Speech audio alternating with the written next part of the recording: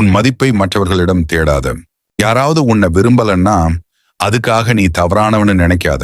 நீ உன்னை மதிக்க ஆரம்பிச்சா மற்றவங்களின் பாராட்டு தேவையில்லை. உனக்கு உண்மையாரு மரியாதையோட முடியாதுன்னு சொல். உண்மையை சொல்றது சங்கடமானது என்பதில்லை. இந்த விஷயம் எனக்கு கம்ஃபர்டபுள் இல்ல, எனக்கு வேற மாதிரி தோணுது. இப்படி சொல்லி நீ பொய்யாக நடிக்காமலேயே ஜென்ரலா கம்யூனிகேட் பண்ணலாம். உன்னை நம்பு, உன் மதிப்பை அறிந்து கொள். பெரும்பாலும் நீ உன் தாழ்வு மனப்பான்மை காரணமாக பிறரை மகிழ்விக்க திருப்திப்படுத்த முயற்சிக்கிற. உனக்கு உள்ளே நான் உண்மையானவன் என்ற உணர்வு வந்தால் யாரையும் இம்ப்ரெஸ் பண்ண வேண்டிய அவசியம் இருக்காது. தினமும் 5 நிமிஷம் அமைதியா உட்காந்து உன்னிடம் கேள், இன்னைக்கு நான் என்னை உண்மையா வச்சுக்கிட்டேனா?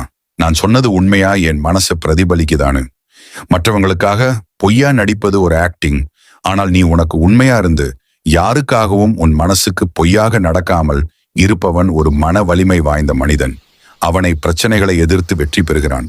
நீ உண்மையா இருந்தா சிலர் உன்னை புரிஞ்சிக்க மாட்டாங்க, சிலர் விமர்சிப்பாங்க. அதை பற்றி கவலைப்படாத.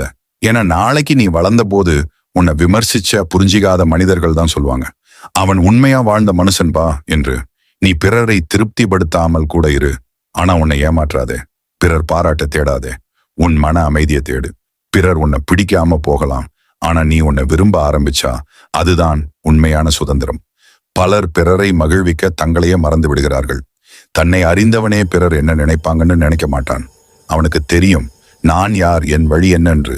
நீ உன்னையே மதிக்கலனா, உனக்கு உண்மையா இல்லைனா எதையும் சாதிக்க முடியாது. இந்த சேனலை சப்ஸ்கிரைப் பண்ணிக்கோங்க. உங்க சப்போர்ட் தான் எனக்கு சக்தி. அடுத்த வீடியோவில் இன்னும் ஒரு உண்மை மாற்றத்தோட சந்திப்போம்.